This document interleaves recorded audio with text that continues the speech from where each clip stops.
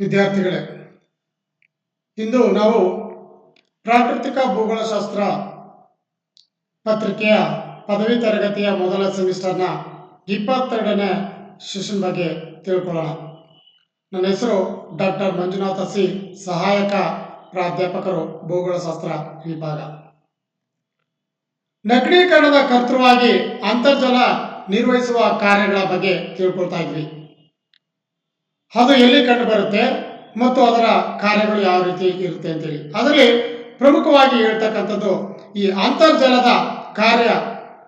3 ರೀತಿಯ ಕಾರ್ಯಗಳನ್ನು ನಾವು ನೋಡ್ತೀವಿ ಬೇರೆ ಒಂದು ನಗರೀಕರಣದ ಕರ್ತೃಗಳಲ್ಲಿ. ಆದರೆ ಅಂತರ್ಜಲದ ಕಾರ್ಯದಲ್ಲಿ 2 ಪ್ರಮುಖವಾಗಿರ್ತಕ್ಕಂಥ ಕಾರ್ಯವನ್ನು ನಿರ್ವಹಿಸುತ್ತೆ. ಒಂದು ಸವೆತದ ಕಾರ್ಯ, ಮತ್ತೊಂದು ಸಂಚಯನ ಕಾರ್ಯ. ಎರೋಷನಲ್ ವರ್ಕ್ ಆಫ್ ಅಂಡರ್ಗ್ರೌಂಡ್ ವಾಟರ್, ಅಂತರ್ಜಲದ ಸವೆತದ ಕಾರ್ಯವನ್ನು ನಾವು ಗಮನಿಸ್ತಾ ಬಂದ್ರೆ ವಿದ್ಯಾರ್ಥಿಗಳೇ, ಯಾವ ರೀತಿಯಲ್ಲಿ ಇದು ಸವೆತವನ್ನು ಉಂಟು ಮಾಡುತ್ತೆ? ಸವೆತ ಅಂದ್ರೆ ಏನು? The erosional work of the underground water is mainly in the form of solution. ದ್ರಾವಣ ಕ್ರಿಯೆಯ ಮೂಲಕ ಇದು ತನ್ನ ಸವೆತದ ಕಾರ್ಯವನ್ನು ನಿರ್ವಹಿಸುತ್ತೆ. ಬೇರೆ ನಗ್ನೀಕರಣದ ಕರ್ತೃಗಳು ಉಜ್ಜುವಿಕೆ, ಘರ್ಷಣೆ ಮತ್ತು ನೀರೊತ್ತಡ ಕ್ರಿಯೆ ಮೂಲಕ ನಿರ್ವಹಿಸಿದ್ರೆ, ಇದು ದ್ರಾವಣ ಕ್ರಿಯೆ ಮೂಲಕ ಸವೆತದ ಕಾರ್ಯವನ್ನು ನಿರ್ವಹಿಸುತ್ತೆ. As the rain water is mixed with carbon dioxide, it dissolves calcium bicarbonates. ಇದಕ್ಕೆ ಮೂಲ ಯಾವುದು? ಈ ಒಂದು ಅಂತರ್ಜಲಕ್ಕೆ ಮೂಲ ಒಂದು ಮಳೆಯ ನೀರು. ಆ ಮಳೆಯ ನೀರು ಬರುವಾಗ ಕಾರ್ಬನ್ ಇಂಗಾಲಯುಕ್ತವಾಗಿರ್ತಕ್ಕಂಥ ನೀರು ಬಂದಾಗ ಇದು ಕ್ಯಾಲ್ಸಿಯಂ ಬೈಕಾರ್ಬನೇಟ್ಸ್ ಗಳಾಗಿ ಇರ್ತಕ್ಕಂಥದನ್ನ ಸುಣ್ಣಕಲ್ಲನ್ನ ಈ ಕರಗಿಸಿ ಕ್ಯಾಲ್ಸಿಯಂ ಬೈಕಾರ್ಬನೇಟ್ಸ್ ಆಗಿ ಇವುಗಳು ಬದಲಾಯಿಸಿ ನೀರಾಗಿ ಮಾರ್ಪಾಡನ್ನು ಹೊಂದುತ್ತೆ. ಇದರ ಮೂಲಕ ಸವೆತವನ್ನು ಕಾಣಬಹುದು ಸುಣ್ಣಕಲ್ಲಿನ ಪ್ರದೇಶದಲ್ಲಿ. ಈ ಸವೆತದ ಕಾರ್ಯದಿಂದ ಭೂಮಿಯ ಮೇಲ್ಭಾಗದಲ್ಲಿ ಅನೇಕ ಮಾದರಿಯ ಭೂ ಸ್ವರೂಪಗಳ ಸೃಷ್ಟಿಗೆ ಕಾರಣಕರ್ತೃವಾಗುತ್ತೆ. ಅವುಗಳಲ್ಲಿ ಪ್ರಮುಖವಾಗಿ ಕಂಡು ಬರ್ತಕ್ಕಂಥದನ್ನ ಲೆಪಿಸಾ ಅಂತ ಕರಿತೀವಿ, ಲೆಪೀಜ್ ಅಂತೇಳಿ. In the limestone region, the rainwater begins to dissolve certain portion of the rock containing calcium carbonate. ಅಂದರೆ ಸುಣ್ಣಕಲ್ಲಿನ ಪ್ರದೇಶದಲ್ಲಿ ಈ ಅಂತರ್ಜಲದ ನೀರು ಏನ್ ಮಾಡುತ್ತೆ? ಈ ಒಂದು ಕ್ಯಾಲ್ಸಿಯಂ ಅಂಶವನ್ನು ಕರಗಿಸ್ತಾ ಹೋಗುತ್ತೆ. ಕರಗಿಸಿ ಸಣ್ಣ ಬಿರುಕುಗಳಾಗಿ ಉಂಟು ಮಾಡುತ್ತೆ. ಅವುಗಳನ್ನ ನಾವು ಲೆಪಿಜಗಳು ಅಂತ ಕರಿತೀವಿ. ಲೆಪಿಸ್ ಅಂತೇಳಿ ಅವುಗಳನ್ನ ಉಚ್ಚಾರಣೆ ಮಾಡಿ ತಿಳ್ಕೊಳ್ಳೋಕ್ಕಾಗುತ್ತೆ. ಆ ಒಂದು ಲೆಪಿಸ್ಗಳನ್ನ ಜರ್ಮನಿಯಲ್ಲಿ ಕರೆನ್ ಅಂತೇಳಿ ಕರೆಯಲಾಗುತ್ತೆ. ಇಂಗ್ಲೆಂಡ್ ಅಲ್ಲಿ ಗ್ರೈಕ್ಸ್ ಅಂತೇಳಿ ಕರೆಯಲಾಗುತ್ತೆ. ಅದೇ ರೀತಿ ಯುಗೋಸ್ಲಾವಿಯಾದಲ್ಲಿ ಅವುಗಳನ್ನು ಬೊಗಾಸ್ ಅಂತೇಳಿ ಕರೆಯಲಾಗುತ್ತೆ. ಇವು ಲೆಪಿಸಗಳು ಅಂದರೆ ಮೇಲ್ಭಾಗದಲ್ಲಿ ಆ ಶಿಲೆಗಳ ಭಾಗದಲ್ಲಿ ಸೀಳು ಉಂಟಾಗಿರ್ತಕ್ಕಂಥ ಭಾಗಗಳನ್ನು ನಾವು ಕಾಣ್ಬೋದು. ಚಿಕ್ಕ ಚಿಕ್ಕ ಸೀಳು ಉಂಟಾಗಿರ್ತಕ್ಕಂಥದ್ದನ್ನು ನಾವು ಕಾಣ್ತಾ ಹೋಗ್ತೀವಿ. ನಂತರ ಆ ಶಿಲೆಗಳ ಬಿರುಕುಗಳು ಮೂಲಕ ಒಳಬಾದಂತ ನೀರು ಇನ್ನು ನುಗ್ಗು ಹೋದಾಗ ಅವು ಅಗಲವಾಗುತ್ತೆ. ಆ ಲೆಪಿಸಗಳು ಅಗಲವಾಗ್ತಾ ಹೋಗುತ್ತೆ. ನೀರು ಹರಿದು ಹೋಗ್ತಕ್ಕಂಥ ನೀರು ಕಾಣದೇ ಇದ್ದ ರೀತಿಯಲ್ಲಿ ಅವುಗಳ ಭಾಗ ಲೆಪಿಸಗಳು ಅಗಲ ಆಗಿ ಡೀಪ್ ಆಳ ಆಗ್ತವೆ. ಅವುಗಳನ್ನ ಸಿಂಕೋಲ್ ಅಂತ ಕರಿತೀವಿ. ಸಿಂಕೋಲ್ ಅಥವಾ ನುಂಗು ಬಿಲಗಳು. The lapies are further eroded to become wide and deep. These are known as sinkholes and shallow holes. ಅವುಗಳನ್ನ ನುಂಗು ಬಿಲಗಳು ಅಂತೇಳಿ ಅಗಲವಾಗಿರ್ತಕ್ಕಂಥ ಕಾಣ್ತೀವಿ. ಇವುಗಳು ಪ್ರಮುಖವಾಗಿ ನಾವು ಈ ಅಂತರ್ಜಲದ ಭಾಗಗಳಲ್ಲಿ ಕಾಣ್ತಾ ಬರ್ಬೋದು. ನಂತರ ಆ ನುಂಗು ಬೀಳದ ಭಾಗಗಳು ಇನ್ನೂ ಅಗಲ ಆಗ್ತಾ ಹೋಗಿ ಆಳವಾದ ಭಾಗ ಸೃಷ್ಟಿಯಾಗುತ್ತೆ. ಅವುಗಳನ್ನ ಡೊಲೈನ್ಸ್ ಅಂತ ಕರಿತೀವಿ. ಡೊಲೈನ್ಗಳು ಅಂದ್ರೆ ಚಿಕ್ಕದಾಗಿರ್ತಕ್ಕಂಥವುಗಳು. ಇವುಗಳು ಅಗಲವಾಗ್ತಾ ಬರ್ತವೆ. ವಿದ್ಯಾರ್ಥಿಗಳೇ, ಚಿತ್ರಗಳಲ್ಲಿ ನೀವು ಗಮನಿಸ್ತಾ ಬರ್ಬೋದು ಡೊಲೈನ್ಸ್ಗಳು ಅಂತೇಳಿ. The sink holes are further widened and attain the shape of a funnel. ಹಲಿಕೆಯ ಆಕಾರದಲ್ಲಿ ಅವುಗಳ ಆಳ ಆಗ್ತಾ ಹೋಗ್ತವೆ. ಆ ರೀತಿ ಆಗ್ತಕ್ಕಂಥವುಗಳನ್ನ these deep shallow holes are called dolines. ಇವುಗಳು ಹಾಳಾಗ್ತಾ ಆಗ್ತಾ ಹೋದಂಥವುಗಳು ಏನಿದಾವೆ ಇವುಗಳನ್ನು ನಾವು ಡೊಲೈನ್ಸ್ಗಳು ಅಂತೇಳಿ ಕರಿತೀವಿ. ಇವುಗಳು ಸಹ ಈ ಒಂದು ಅಂತರ್ಜಲದ ಭಾಗಗಳಲ್ಲಿ ಅದರಲ್ಲೂ ಸುಣ್ಣಕಲ್ಲು ಪ್ರದೇಶದಲ್ಲಿ ಕಂಡು ಬರ್ತವೆ. ಅದೇ ರೀತಿ ಪೊನಾರ್ ಅಂತೇಳಿ ಮತ್ತೊಂದು ಭೂ ಸ್ವರೂಪವನ್ನು ನಾವು ಹೇಳ್ತೀವಿ.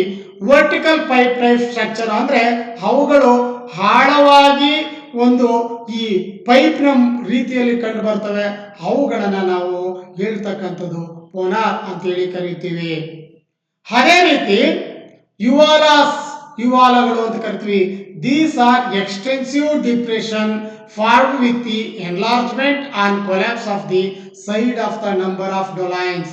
ಡೊಲೈನ್ಗಳಂತ ನಾವು ಏನು ಮೊದಲು ಹೇಳಿದ್ವಿ, ಅಗಲವಾಗಿರ್ತಕ್ಕಂಥ ವಿಸ್ತಾರವಾಗಿರ್ತಕ್ಕಂಥ ಬೋಗುಣಿ ಆಕಾರದಲ್ಲಿ ಇರ್ತಕ್ಕಂಥ ಆ ತಗ್ಗುಗಳು ಜಾಸ್ತಿ ಅಗಲ ಆಯ್ತಾ ಅವುಗಳು ಕುಸಿದು ಹೋಗ್ತವೆ. ಆ ಕುಸಿದು ಹೋದಂತಹ ಅವುಗಳ ಗೋಡೆಗಳ ಭಾಗಗಳನ್ನು ನಾವು ಯುವಾಲಗಳು ಅಂತೇಳಿ ಕರೆಯಲಾಗುತ್ತೆ. ಪ್ರಿಯ ವಿದ್ಯಾರ್ಥಿಗಳೇ, ನೀವು ಚಿತ್ರದಲ್ಲಿ ಇರ್ತಕ್ಕಂಥ ಇವುಗಳನ್ನು ನೀವು ಗಮನಿಸ್ತಾ ಹೋಗ್ಬೋದು. ಅದೇ ರೀತಿ ಪೋಲ್ಜೆ ಅನ್ನುವಂಥದ್ದು ಮತ್ತೊಂದು ಈ ಒಂದು ಸವೆತದ ಕಾರ್ಯದಿಂದ ಉಂಟಾಗ್ತಕ್ಕಂಥ ಒಂದು ಆಕೃತಿ. Under the surface of the earth the underground water dissolve the rocks and forms long and wide carvings. ಅಂದರೆ ಭೂಮಿಯ ಒಳಭಾಗದಲ್ಲಿ ಈ ಅಂತರ್ಜಲವು ಕರಗಿಸಿರ್ತಕ್ಕಂಥ ಶಿಲೆಗಳು ಮತ್ತು ಅವುಗಳ ಆಕಾರಗಳೆಲ್ಲವನ್ನ ಕರಗಿಸಿ ನೀರಾಗಿ ಹರಿದು ಹೋಗುತ್ತೆ. ಆ ಒಳಭಾಗದಲ್ಲಿ ವಿಸ್ತಾರವಾಗಿರ್ತಕ್ಕಂಥ ಉದ್ದವಾಗಿರ್ತಕ್ಕಂಥ ಆಕೃತಿ ಸೃಷ್ಟಿಯಾಗುತ್ತೆ. ಅವುಗಳನ್ನ ಗುಹೆಗಳು ಅಥವಾ ಕೇವ್ ಅಂತ ಕರಿತೀವಿ. ಈ ಆಕೃತಿಗಳಿಗೆ ಕಾರಣ ಪೋಲ್ಜೆ ಅನ್ನುವಂಥದ್ದು ಹೆಸರಿಂದ ಕರೀತಾ ಹೋಗ್ತೀವಿ. ಅಂತರ್ಜಲ ಸವೆತವನ್ನು ಉಂಟು ಮಾಡುವಾಗ ಈ ಒಂದು ಭೂಮಿಯ ಒಳಭಾಗದಲ್ಲಿ ಗುಹೆಗಳು ಅಥವಾ ಅಂತರ್ಗುಹೆಗಳನ್ನು ನಾವು ಕಾಣ್ತಾ ಬರುವುದು. A large limestone cave form by solution due to underground water is called as cavern. ಅಂದ್ರೆ ಈ ಒಂದು ವಿಸ್ತಾರವಾಗಿರ್ತಕ್ಕಂಥ ಸುಣ್ಣಕಲ್ಲಿನ ಗುಹೆಗಳು ದ್ರಾವಣ ಕ್ರಿಯೆಯ ಮೂಲಕ ಅಗಲಗೊಂಡು ದೊಡ್ಡ ದೊಡ್ಡ ಮನೆಗಳಂತೆ ಅಥವಾ ವಿಸ್ತಾರವಾಗಿರ್ತಕ್ಕಂಥ ಪ್ರದೇಶಗಳಾಗಿ ಕಂಡು ಬರ್ತವೆ. ಉದಾಹರಣೆಗೆ ನಾವು ಪ್ರಪಂಚದ ಕೆಲವು ಭಾಗಗಳಲ್ಲಿ ಈ ಮಾದರಿಯ ಒಂದು ಅಂತರ್ಗುಹೆಗಳನ್ನು ಕಾಣಬಹುದು. ಅದರಲ್ಲಿ ಪ್ರಮುಖವಾಗಿ ಅಮೆರಿಕ ಸಂಯುಕ್ತ ಸಂಸ್ಥಾನದ ಕೆಂಟುಕಿ ಪ್ರದೇಶದಲ್ಲಿರ್ತಕ್ಕಂಥ ಮ್ಯಾಮತ್ ಕೇವ್ ಅನ್ನುವಂಥದ್ದು ದೊಡ್ಡದಾಗಿರ್ತಕ್ಕಂಥದ್ದು. ಇದು ತುಂಬಾ ದೊಡ್ಡದಾಗಿರ್ತಕ್ಕಂಥ ಅಂತರ್ಗುಹೆ. ಅದೇ ರೀತಿ ಭಾರತದಲ್ಲೂ ಸಹ ನಾವು ಹಲವಾರು ಈ ಒಂದು ಅಂತರ್ಗುಹೆಗಳನ್ನು ಕಾಣಬಹುದು. ಕಾಶಿ ಬೆಟ್ಟಗಳ ಭಾಗದಲ್ಲಿ ಚಿರಾಪುಂಜಿಯ ಸಮೀಪದಲ್ಲಿರ್ತಕ್ಕಂಥ ಕಾಶಿ ಬೆಟ್ಟಗಳ ಭಾಗಗಳಲ್ಲಿ ಈ ಅಂತರ್ಗುಹೆಗಳನ್ನು ಕಾಣಬಹುದು. ಅದೇ ರೀತಿ ಡೆಹ್ರಾಡೂನ್ನ ಸಮೀಪದಲ್ಲಿ ಇರ್ತಕ್ಕಂಥ ಹಿಮಾಚಲ ಪ್ರದೇಶ ಮತ್ತು ಆ ಒಂದು ಭಾಗದಲ್ಲಿರ್ತಕ್ಕಂಥ ಡೆಹ್ರಾಡೂನ್ನ ಭಾಗದಲ್ಲಿರ್ತಕ್ಕಂಥ ಪ್ರದೇಶದಲ್ಲೂ ಸಹ ಅಂತರ್ಗುಹೆಗಳನ್ನು ಕಾಣಬಹುದು. ಅದೇ ರೀತಿ ಮಧ್ಯಪ್ರದೇಶ ರಾಜ್ಯದ ಬಸ್ತಾರ್ ಜಿಲ್ಲೆಯಲ್ಲೂ ಸಹ ಈ ಅಂತರ್ಗುಹೆಗಳನ್ನು ಕಾಣ್ತಾ ಹೋಗ್ತೀವಿ ಭಾರತದಲ್ಲಿ. ಇವುಗಳು ಅಂತರ್ಜಲದಿಂದ ಉಂಟಾಗ್ತಕ್ಕಂಥ ಒಂದು ಸವೆತದ ಕಾರ್ಯದಿಂದ ಉಂಟಾಗಿರ್ತಕ್ಕಂಥ ಭೂ ಸ್ವರೂಪಗಳು. ಅದೇ ರೀತಿ ಮತ್ತೊಂದು ಭೂ ಸ್ವರೂಪ ಸ್ವಾಭಾವಿಕ ಸೇತುವೆ, ನ್ಯಾಚುರಲ್ ಬ್ರಿಡ್ಜ್ ಅಂತ ಹೇಳ್ತೀವಿ. Sometimes the roots of the cavern are collapse and in the between the caves hard rock remains which is are known as bridge. ನೋಡಿ, ಇರುವಂಥದ್ದು ಮೇಲ್ಭಾಗದ ಒಂದು ಏನಿದೆ ಅದರ ಭಾಗದಲ್ಲಿರ್ತಕ್ಕಂಥದ್ದು ಆ ಕುಸಿತ ಉಂಟಾಗಿ ಕೆಲವು ಭಾಗಗಳು ಅಂದರೆ ಅದರ ಅಂಚಿನ ಭಾಗಗಳು ಹಾಗೆ ಉಳ್ಕೊಳ್ತವೆ.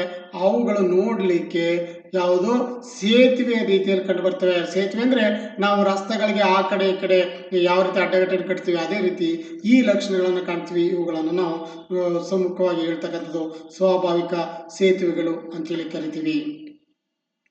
ಅದೇ ರೀತಿ ಅಂತರ್ಜಲ ತನ್ನ ಕಾರ್ಯಚಟುವಟಿಕೆಯನ್ನು ನಡೆಸುವಾಗ, ಸವೆತದ ಕಾರ್ಯವನ್ನು ಮಾಡುವಾಗ ಭೂಮಿಯ ಒಳಭಾಗದಲ್ಲಿ ಉಂಟಾಗ್ತಕ್ಕಂಥ ಕಣಿವೆಗಳೆಲ್ಲ ನಾವು ಗಮನಿಸ್ತೀವಿ. ಅದನ್ನ ಹಂದ ಕಣಿವೆಗಳು ಅಥವಾ ಬ್ಲೈಂಡ್ ವ್ಯಾಲಿ ಅಂತ ಕರಿತೀವಿ.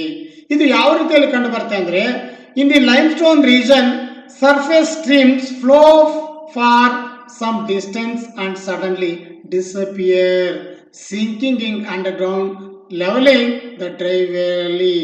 These are known as blind valley. ಭೂಮಿಯ ಮೇಲ್ಭಾಗದಲ್ಲಿ ಬಿದ್ದಂತ ನೀರು ಒಳಭಾಗಕ್ಕೆ ಹೋಗುತ್ತೆ, ಒಳಭಾಗದಲ್ಲಿ ಹೋಗ್ತಕ್ಕಂಥ ನೀರು ಈ ಒಂದು ಸುಣ್ಣಕಲ್ಲು ಪ್ರದೇಶದಲ್ಲಿ ಹಾದು ಹೋಗ್ತಾ ಹೋಗ್ತಾ ಸ್ವಲ್ಪ ದೂರ ಕಾಣಿಸುತ್ತೆ, ಮುಂದೆ ಅದು ನೀರು ಕಾಣೋದಿಲ್ಲ, ಎಲ್ಲೋ ಒಂದ್ ಕಡೆ ಮರೆಯಾಗಿ ಹೋಗುತ್ತೆ.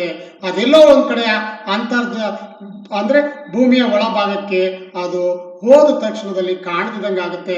ಅದನ್ನ ನಾವು ಅಂಧ ಕಣಿವೆಗಳು ಅಂತೇಳಿ ಕರಿತೀವಿ, ಬ್ಲೈಂಡ್ ವ್ಯಾಲಿ ಅಂತ ಕರಿತೀವಿ. ಒಣಗೋದನ್ನು ಕಾಣ್ತಾ ಇದೆ, ಅಲ್ಲಿ ನೀರಿನ ಕುರುಹುಗಳೇ ಕಾಣಿಸ್ತಾ ಇರೋದಿಲ್ಲ, ಅಂತ ಒಂದು ಲಕ್ಷಣಗಳನ್ನ ನಾವು ಕಾಣ್ಬೋದು. ಇವುಗಳನ್ನ ಅಂಧ ಕಣಿವೆಗಳು ಅಂತ ಕರಿತೀವಿ.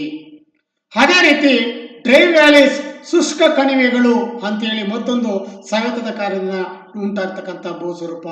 Streams flowed once on the surface forming valleys disappear later as their water flowing along the joints and curves of the rocks and through underground channels. ನೋಡಿ, ನಾವು ಗಮನಿಸ್ತಕ್ಕಂಥ ಏನಾಗುತ್ತೆ, ಕೆಲವು ಕಡೆ ನೀರು ಕಾಣದಿದ್ದಾಗ ಹೋಗುತ್ತೆ, ಮತ್ತೊಂದು ಕಡೆ ಅದರ ಏನು ಹರಿದಿರ್ತಕ್ಕಂಥದ್ದು ಆ ಭಾಗ, ನೀರು ಹರಿದಿರ್ತಕ್ಕಂಥ ಭಾಗ ಒಣದಾಗಿರ್ತದೆ. ಆ ಒಣಗಾಗಿರ್ತಕ್ಕಂಥದ್ದನ್ನ ಶುಷ್ಕ ಕಣಿವೆಗಳು ಅಂತ ಕರಿತೀವಿ. ಕೆಲವು ಸಲ ಅದು ನೀರು ಹರಿತಕ್ಕಂಥದ್ದು ಅಂಚಲ್ಲಿ ಕಂಡು ಬರ್ತಾ ಇರುತ್ತೆ, ಅದರ ಭಾಗಗಳಲ್ಲಿ ಒಣಗೋದಂಥ ಭೂ ಆಕೃತಿ ಕಂಡು ಬರುತ್ತೆ. ಇದನ್ನ ನಾವು ಗಮನಿಸ್ತಾ ಹೋಗ್ಬೋದು. ಬೋರೆನ್, ಗಜ್ಸೆ, ಲ್ಯಾವೆಂಟ್, ನೈಲ್ ಬೋರ್ ಇವುಗಳೆಲ್ಲವೂ ಪ್ರಮುಖವಾಗಿ ಕೆಲವು ಶುಷ್ಕ ಕಣಿವೆಗಳ ಪ್ರದೇಶಗಳನ್ನ ಹೇಳ್ತೀವಿ. The surface valley do not have water except during rainy days. These are known as dry valley. ಆ ಒಂದು ಭೂಭಾಗದ ಅಂದ್ರೆ ಅಂತರ್ಜಲದ ತಳದಲ್ಲಿ ನೀರು ಕಾಣಿಸೋದಿಲ್ಲ. ನೀರು ಯಾವಾಗ ಕಾಣಿಸುತ್ತೆ ಅಂತಂದ್ರೆ ಕೇವಲ ಮಳೆಗಾಲದಲ್ಲಿ ಮಾತ್ರ ಕಾಣಿಸ್ತದೆ, ಬೇರೆ ಕಾರಣದಲ್ಲಿ ಕಾಣೋದಿಲ್ಲ. ಆ ರೀತಿಯ ಒಂದು ಲಕ್ಷಣವನ್ನ ನಾವು ಏನಂತ ಕರಿತೀವಿ ಅಂದ್ರೆ ಡ್ರೈ ವ್ಯಾಲೀಸ್ ಅಂತೇಳಿ ಕರಿತೀವಿ, ಶುಷ್ಕ ಕಣಿವೆಗಳು ಅಂತೇಳಿ. ಪ್ರಿಯ ವಿದ್ಯಾರ್ಥಿಗಳೇ, ಇಲ್ಲಿಯ ತನಕ ನಾವು ಅಂತರ್ಜಲವು ಸವೆತದ ಕಾರ್ಯವನ್ನ ಯಾವ ರೀತಿಯಲ್ಲಿ ನಿರ್ವಹಿಸುತ್ತೆ, ಸವೆತದ ಕಾರ್ಯದಿಂದ ಉಂಟಾಗ್ತಕ್ಕಂಥ ಏನೇನು ಆಕೃತಿಗಳಿದಾವೆ ಅವುಗಳನ್ನು ನಾವು ತಿಳ್ಕೊಂಡ್ವಿ. ಮುಂದಿನ ತರಗತಿಯಲ್ಲಿ ಅಂತರ್ಜಲದ ಒಂದು ಸಂಚಯನ ಕಾರ್ಯವನ್ನು ತಿಳ್ಕೊಳ್ಳೋಣ. ಧನ್ಯವಾದಗಳು.